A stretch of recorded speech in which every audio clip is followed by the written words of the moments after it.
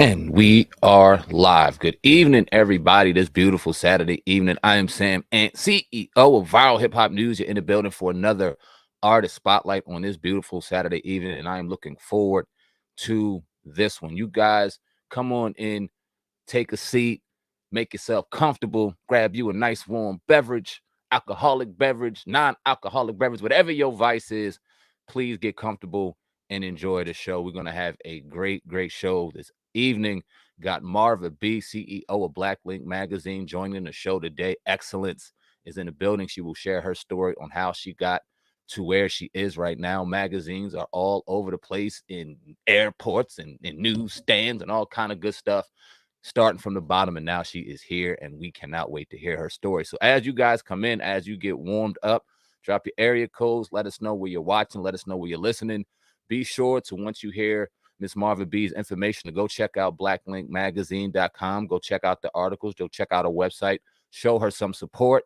Go flood her social media handles with love and support. This is what we do here with Artist Spotlight. This is why I love doing these artist spotlights, because not only do I get to interview music artists, but I get to interview different varieties of excellence within our culture.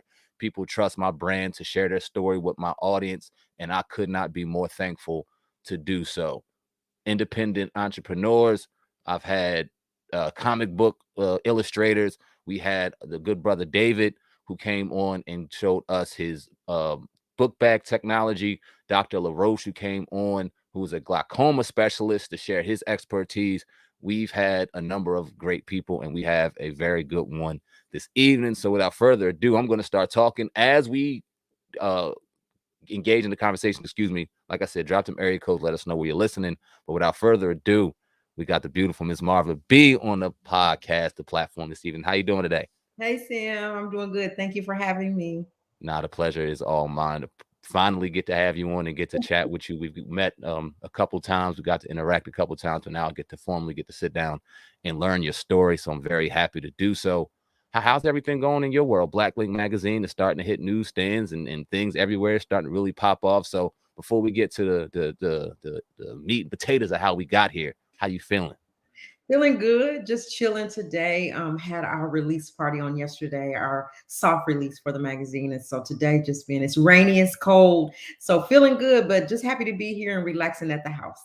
The rain is coming our way soon. I'm on the East Coast. Where were you? I think we talked about, were you Oklahoma? I'm in Oklahoma in the Midwest. In Yes, the Midwest. Now, did you grow up there? born and raised. Now, how was that growing up in Oklahoma? I'm sure it was very different than my humble beginnings out here in New Jersey. Even though you think of New Jersey, you think of Brick City and all that stuff. I grew up in the woods, in the country. I'm like Southern Alabama, South Jersey, but I'm sure it's very different than Oklahoma. So talk about your humble beginnings and how you grew up and how it kind of shaped you into who you are today. Yeah, so I grew up in a very small town, but the thing about us that makes it unique is that there's not many of us that look like us here. So it's very different, when you go into like down south, where my husband is from, Jackson, Mississippi. It's a lot of our culture there. So growing up, it was okay. Family wise, loved. Grew up in a home with my mother and my father, and my two siblings. I have five siblings, but two of them in the home. And just I wasn't ever into journalism, what I was going to do. I thought I was going to, but I was did think I was going to write plays and kind of be in that arena.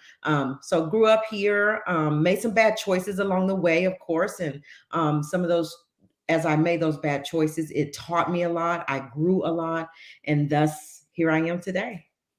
Awesome. Yeah, we've all made some mistakes, haven't we? To kind of put Yep. us in what we assume was a different direction, but put us right on the path of where we needed to go, and has us right here. Now, you said you were writing and doing things like that early on. When did you realize that this type of journalism and this type of career, getting into the magazine world, is where you wanted to go and lean toward?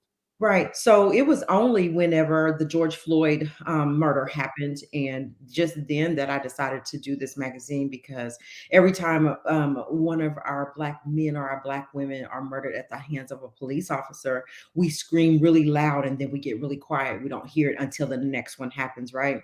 And we are just I wanted to get away from that stigma that people put on us, that we are angry Black women, that we are uneducated Black men, and we just cause friction. I wanted to show the struggle to success, and so I thought, okay, how can I do that? I already had a YouTube channel. I was already doing that and interviewing people just locally, from just listening to their struggles to success. And I wanted to, what else could I do to make sure that we're keeping our culture in the forefront, showing that, yeah, while we may have struggled, here we are today. We are educated, we are brilliant, and we are successors. And so thus came the magazine. Now, you said the George Floyd tragedy kind of motivated you to kind of get away from some of the stigmas that plague our community. I'm curious to know, growing up in Oklahoma, how was race in your eyes, from your viewpoint, being a Black woman growing up in Oklahoma, going through your adolescence, your adult phase? How did racism affect you? So if I can be honest, I have a lot of white friends and that love me, right? Yeah, And that it was really good. It was yeah, really good, and I love them. But there's also these things that we have to fight a little harder for where we want. There's also where we have to create our own opportunities. Things don't lie in our laps. Like we could be right there, have everything that it takes to be successful in this thing, right? But because of maybe who we are, it just didn't happen, or we had to fight for it, right? So there was a difference. You can see the difference in how a Black person was treated along, as my growing up, how they were treated versus someone that was not of color. And right. so we just had to stand our ground, like not be angry, not be mad, but show that we're still going to fight. We're still here. We're not going anywhere. But again, again, there are a lot of people that are not Black, that are not our culture, that are really good people, Yeah. really good people. So it wasn't where it was just blatant for me, where somebody else may have experienced something different than myself. I'm If that glad makes you I'm glad you said that, and I'm glad you mentioned that, because all of our stories are very different. And when we do these various type of endeavors, whether it be us doing media or we get on social media and share our story, a lot of the rhetoric and a lot of the narrative is that there is this black and white separation, divide line between us, saying we hate each other, and this is how it's deemed and it's how it's seen. But like you, I grew up around a melting pot of people. We had Black, we had Hispanic, we had white, we had Asian. It was everybody here, and it was a small town, but we all kind of took care of each other. We knew each other. Not everybody loved everybody. We had white folk that didn't like Black people. We had Black people that didn't like white people. We had Black people that didn't like Black people, white people, everything, right? But our sense. stories are very different, and I think that needs to be shared a little more as well, to show that, yes, ideally, we would all love to get along and move around this world equally and peacefully. And this is a lot of the situation and times that's going on. But also, like you said, having the skin color we have, we do have to maybe jump a little higher, run a little faster, work a little harder to get to where we go. So George Floyd happens. You're sitting there, you're watching it during the pandemic like everybody else. What was step one in Black Link magazine being created? Once you seen that happen, what was like, okay, this is step one in how I got to make this brand go to where it's at? Yeah, so my daughter and I wrote a book. She wanted to write a book about bullying, Mm, actually. So she had started it prior to COVID, but she set it down. She was young, so I didn't force it. And so when we were all in the house with COVID, she wanted to finish her book. And so she finished her book. We got it published. Everything happened, and I thought, what about a magazine? Let me go back to the publisher, because I have no clue how to put it magazine. I can write it, but right, I don't know how to put it in a book, right? right, Put it together and make it be a magazine. So went back to my publisher, and she had no clue how to do it. She said, but what we're gonna do is we're gonna make it happen. You'll be my first magazine that I've published. I said, okay, you do your research, I'll do my research. Let's come back together. Let's do it. Were there some ups and downs? Absolutely. It was hard. It was because I didn't have somebody sitting there telling me step by step. So it was all trial and error for me. And once we put our heads together we put our heads together, took her research, took my research. We did our first magazine, kind of put it together. She found a printer that would print them. And then we just started putting the pieces together. So the first magazine was created 2.5 years ago. And we delivered that magazine. Were there errors? Were there things that we learned? We consistently learn. yeah. So while we consistently learn, we consistently progress. So that's how it came. We did not know. We just did our due diligence, and here we are.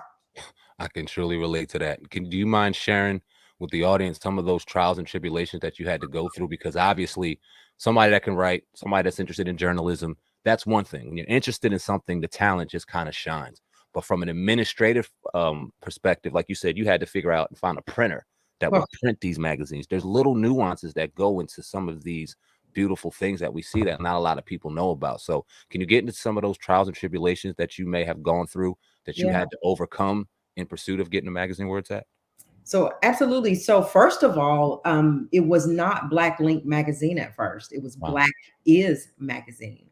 So we delivered that magazine only to find out that that name was taken, and it was a really successful magazine. Black is someone else owned that name. Wow. So we had to rebrand everything, the logo, the colors, the name, and that was a downfall. Like at that point, if you don't have the backbone, if you don't have the tenacity, the wherewithal, then you won't make it because rebranding is tough. And I'm not talking about just kind of changing your logos or changing your colors because you're already established. I'm talking about everything from you have to think about it. If you think about your taxes are being paid, how your taxes are being paid, all that Right. stuff had to change. And so that was tough for me because I didn't, while we did do our due diligence, I just picked that name, never thought to go out there, the copyright and trademark to see if that name had been taken. That was a lesson that I learned about Black Link magazine. So Mhm. it seemed like that we had everything together, but we missed that part. No one told us about that, right? And then when we talk about writing a magazine, like I didn't have writers to write in my magazine. I was like spending all this time writing these stories by myself, like spending so like missing Mhm. deadlines because I thought I could just do it. I didn't know if anybody was interested, didn't reach out. It was my first time. So you got to do your due diligence and say, okay, you might not have the finances right to get somebody to hire somebody on your team, but why not tap into some of these colleges where people get credits for writing for magazines? So we tapped into some colleges and we now have a girl from Langston University that writes for the magazine because she gets credit for that. So it was a lot of stuff. It's like go out and see what we can do with what we have, right? So while we didn't have the finances, we should have thought, okay, you can't do all this on because then we didn't have an editor. We didn't Right. have an editor to edit the stuff. We was just putting a magazine together. So it's a lot of stuff that comes behind, a lot of steps, I will say, that comes behind putting a magazine together and making sure that everything is correct so that down the road after you just put out a couple of magazines, then are you still there? I got kicked off. I still hear you and I still see you Oh, perfectly. you still see me? Yes, I do. Um, You having I some don't errors on see your you. one? I don't see you. Oh no. No. If you want to exit and come back in, maybe that'll help. You can hit remove and then come back in. Okay, let me see. Okay. Am I back? I see you and hear you clearly. Okay, I'm here. I don't know what happened. I'm sorry, y'all. No, no It worries. No worries. You're good. just went away. But Yeah. anyway, at the end of the day, it's that while you think you have everything lined up, you think it's a go, just know that there's going to be failures. There's going to be some things that you always are going to learn. And a lot of our learning comes from failure, from not getting it right the first time. But the beautiful thing about it is that you get to learn that lesson so that you don't do it again. So it's a lot that goes with it. Absolutely. So take us through. You finally get the magazine together, right? You get writers, you get the printer, everything comes about. Now you got to get people to actually invest in it and read it and engage in it. Yeah. And you put out a magazine during an age where the social media age is starting to run. People are a lot more on the computers, a lot more on websites. The physical touch of a book and the physical touch of a magazine is starting to slowly diminish from what we see, what we assume, in the new age of technology is arriving. So talk about some of the steps that you had to take to get your product into people and consumers' hands. And did you have a little bit of, I guess, trial and error when it came to putting a physical magazine together during an age where you don't really see physical magazines being distributed as much? Yeah. So when I first started this magazine, people were telling me that why a magazine is so ancient. Like somebody Yeah, literally told me that, right? right. And I was like, that right there motivated me even more. Like, Nice. don't tell me that I can't do this. I know that I can do it. So but it's hard work. Is you have to have commitment to anything that you're trying to do. So I was committed to making this magazine work. And a lot of that is networking. I showed up. I went to places. I networked. I talked about it. Yes, I use social media. That's what we do today. We use social media. I was interviewing. I was getting on a plane, flying to events. I was making sure that I was making the right connections with people in order to get this thing running. So ultimately, I went into Clubhouse. Like, I did my due diligence of networking, but then it never stops, right? It just Right. continued and continued. So I went into the room, in the Clubhouse room, the Music Networking No Egos room, with Bots, Rothstein, and Auntie Jackie. Mhm. And when I went in that room, like, I was really quiet. I was just really withdrawn because I am an introvert. Yeah. I am, so I don't say a lot. Mhm. Um, but I was learning from them, and I'm a listener, so I was just listening. And then when I finally got my little 3 minute or 1 minute, 30-second spiel together, they started critiquing me and helping me in that room. And that was part of my networking, is to be in that room every day. I made it intentional to be where I finally found somewhere that was a safe place, that I knew that the help that I was going to get was going to be genuine, and it was going to be real. Like, they really are doing things that could help me. So when I came in there, Auntie Jackie, she was just like, "No, go back and do this." And I would present it to her. She said, "Nope, that ain't right. Don't want to see it till it's done." They kept Right. it real. And when we're trying to do something, we need real people around us that will tell us the truth. They won't bite their tongue or make it all sweet for you. They'll tell you exactly what it is so that you can fix it. And that Mhm. meant that they care about your product as much as you did. So Yeah. I listen. I try. I'm not perfect, but I try to take feedback and that kind of criticism. I try to take it in and use it for my good. And that's what people fail at. You think that people are telling you that because they don't want you to succeed, but they're Right. actually telling you that so you can fix it, because what they see, and they're experienced in that area. So you get around experienced people. I networked today. I binge post on social media, because that's what you have to do. You got to get your name out there. Nobody's going to get it out there for you. You got to do the work. Absolutely. Networking is a perfect segue, and you brought it up a little bit. The Music Networking No Egos room on Clubhouse.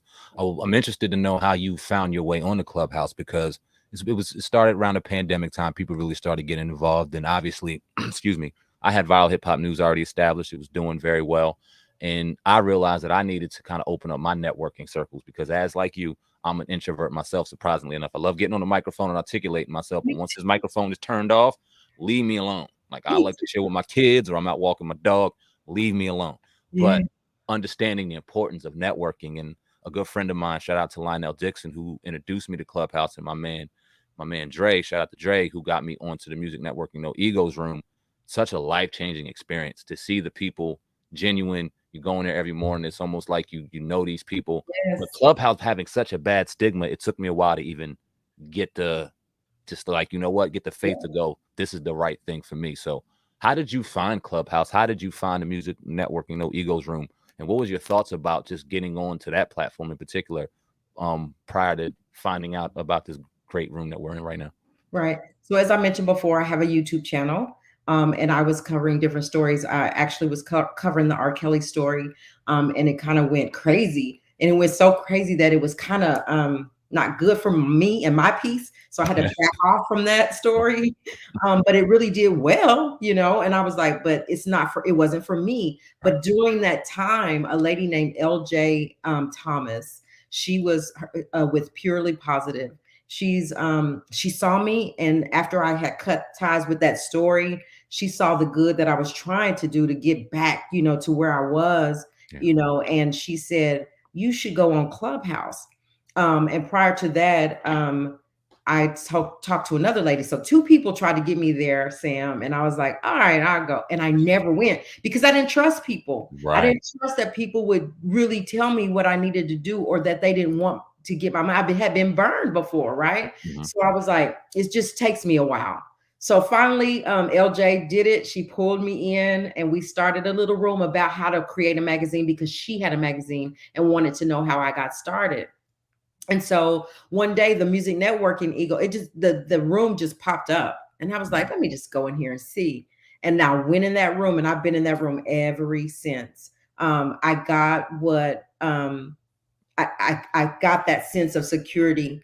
And then when people start delivering and really wanting to help me genuinely, and not asking me for nothing in return, I was like, are you sure? What can I do to help? They were just like, we want to see you win. We already there. We've been there, done that. We want to see you win. That's how I got in. I just eventually, but it took me, Sam, probably about 4 months after she invited me to go in there. I was like, nah, no, no, no. But it was the best thing I could have ever done. Now I will say that.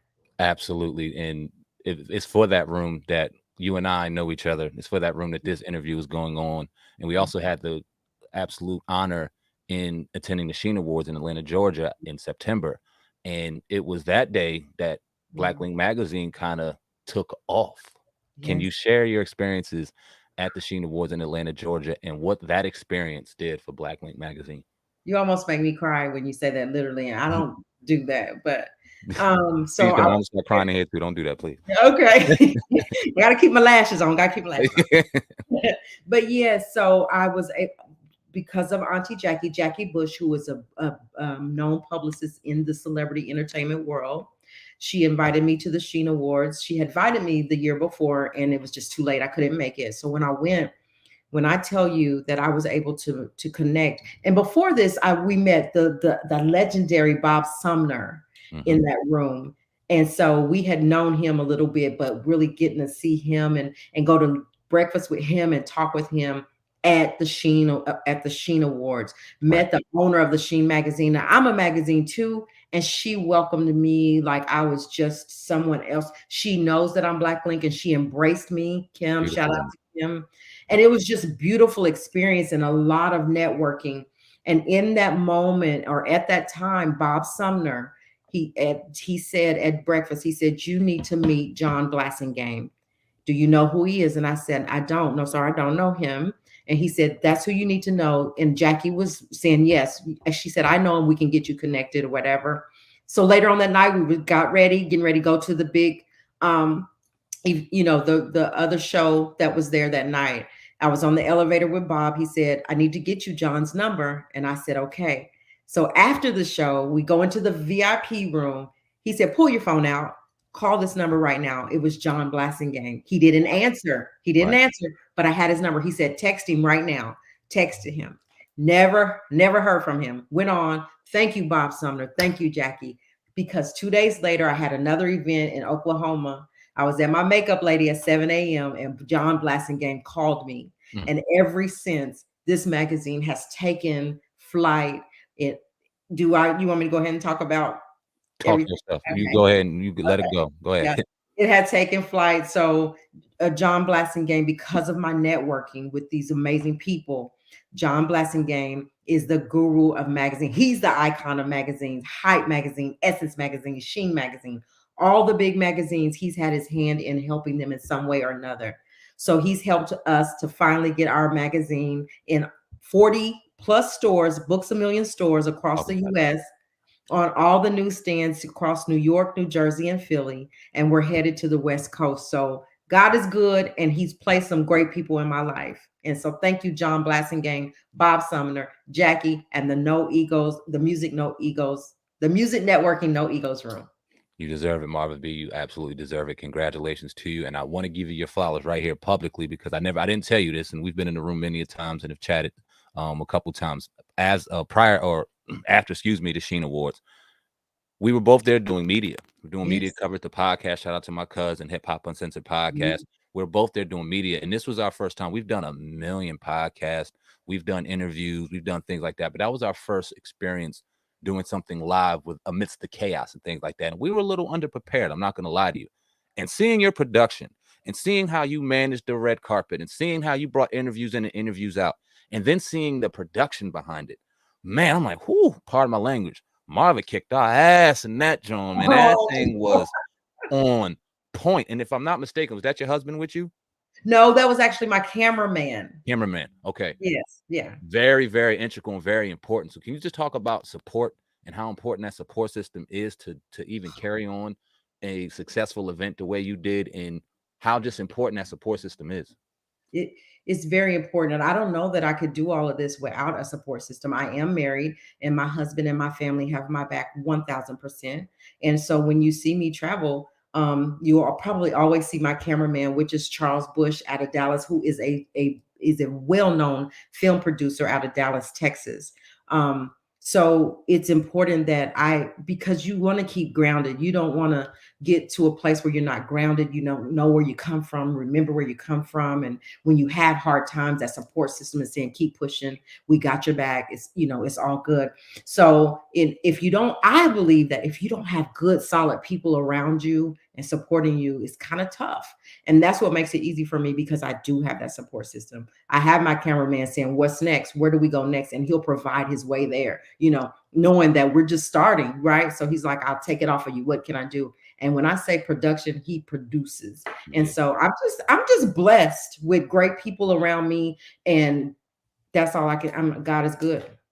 Your journey is far from over, Marvin B, but I want to ask you, kind of looking at everything full circle, starting a few years back after the unfortunate, tragic murder of George Floyd, going into being in magazine stores across the tri-state area. Have you taken the time to just kind of sit down and look at everything you've done up until this point and thank yourself and reflect on it a little bit? Have you had time to do that? Because I know and I understand that when you're in this grind, you barely have time to smell the roses. You're so focused on the goal in the finish line that you don't get to enjoy the race itself. So talk about the journey. Have you gotten a chance to kind of sit back and appreciate the journey that you're going through right now? So I haven't just sat down, but because of, it's just so much. Right. But what I do is I do kind of try to take a moment and just reflect and say, because I want to be better. I want to continue to grow, and I want to say, okay, what is it looking like? What is each magazine looking like? What are we doing better each time? And I go back and look at the magazines that I produce. Like, we have probably 10 or 11 Mac publications that we've put out. This is just the first one. So you see the hard work, you got to put the work in before things start happening. It doesn't happen overnight. And now here we are going into stores for the first time. And so at that moment, it's like I pinch myself and say, because I never, coming from Oklahoma, the small little town, would have ever thought that this would happen for me.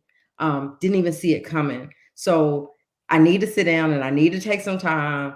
It's just that whenever you're trying to build something, you got to stay consistent. You got to stay consistent. And so I don't have time to stop. I got to keep consistent until we get there where I can breathe a little bit to enjoy it. But I am thankful. I'm never not thankful. And I see what's happening. It's unfolding. And it's just like I pinch myself and say, is this really me? Is it happening to me? Because it's been a good ride. It's been a good journey. I absolutely understand that as well. Now, seeing the rocket, the skyrocket that Black Link magazine just took off in, and I'm sure that this was definitely one of your goals to get it published in the various stores and publications. But what's next? Like, well, where do you see this going after such a great 2022, us entering 2023? Where's Black Link magazine going from here? Yeah, so distributors are comparing me to Black Business. Nice. Magazines already. Once we got the magazine in the hands of the distributors to get it to the stores, they went back to my publicist, who is John Blassingame, who just came on as my publicist, and told him, they were like, love this magazine. It is at the level of Black Business.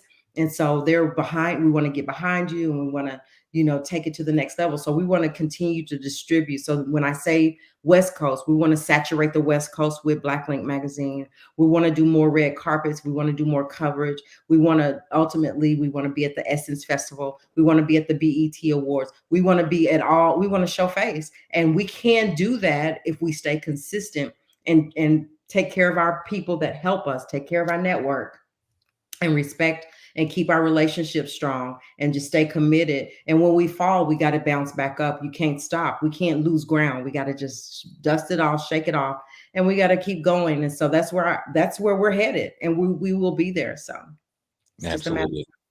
To kind of just watch your journey from the outside looking in as of 2022, I'm very proud to be able to meet you and to interview you and to have a relationship, and just to be able to watch the journey grow and blossom the way that it is. Marvin B, salute to you. Salute to Black Link magazine. Salute to all your writers and your staff and anybody supporting you. I would love to see this magazine go to the absolute top, mainly because I watched the owner build it from the ground up. So Thank you. no, absolutely. Thank you. Before we get out of here, Ms. Marvin B, can you let the people know where they can find you, all your social media handles, as well as where they can grab Black Link Magazine in their location? And if it's not in their location, how they can view it online. Right. Before I do that, can I just say thank you to my assistant, Jada Williams, who has been, if it hadn't been for Jada, maybe I still wouldn't be here because she does everything. So thank you to Jada Williams and my writers because they just stay consistent.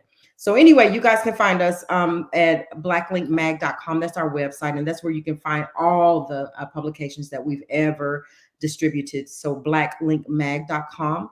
You can follow us on Instagram at Blacklink Magazine.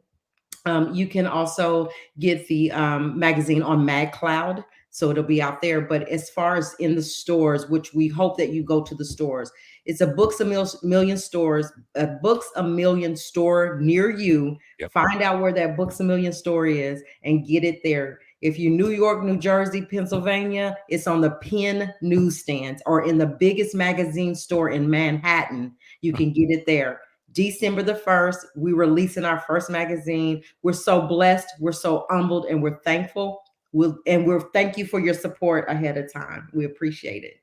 Are you going to the cookout in Houston? I'll be in Houston. Yes. I'm gonna have my magazine. I need you to autograph it for me. So I'll be there. I'll be seeing you there. Thank you so much, Ms. Marvin B on Viral Hip Hop News. Please go support her on all her various social media platforms as well as her magazine. I appreciate you so much, Marva. Thank you for coming on and joining me. Hopefully real soon, because I know your schedule's busy and I know your lineup's crazy on the magazine, but I would love to see SamAnt, oh God, sitting up there looking good on the front cover of that magazine one of these days. We're going to keep putting in the work and we're going to get there.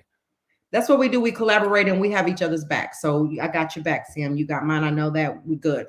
Absolutely. Absolutely. Y'all go ahead and support the beautiful Ms. Marvin B and her absolutely phenomenal magazine right now. Salute to everyone that's in the building right now. Show her some love. Go follow her on YouTube, all her social media handles. Marvin, it's been an absolute pleasure. Can't wait to come on your show next week. I'll have Oh God right beside me and we'll be sharing our story on your platform as well. So thank you so much. Have a great evening and keep having Black Link Magazine, shine the way it is. Thank you. Appreciate you. God bless. I appreciate you. Take care. Marvin B on Viral Hip Hop News Live. Like I said, please go support that phenomenal woman and all her work and endeavors that she's currently putting in. If you are an artist, an entrepreneur, and want to be highlighted on Artist Spotlight, Viral Hip Hop News, I do this every Saturday evening, sometimes Sunday. If I'm not out here supporting my squad, I do it on Sundays as well. Email me, SamAnt at vhiphopnews.com. That is SamAnt at vhiphopnews.com. But if that's all we got, I appreciate each and every one of y'all for sticking around. Share this video, like this video. Check out some more of our artist spotlights where we highlight independent entrepreneurs, professionals, musicians, whatever the case may be. If you have something going on positive, I would love to highlight it here, as well as all the other great content we have at Viral Hip Hop News. But I'm about to get out of here, putting some more work like I do. Until next time, until next story, SamAnt, CEO of the brand Viral Hip Hop News. I love each and every one of y'all. Love yourselves. I'm out of here. Peace.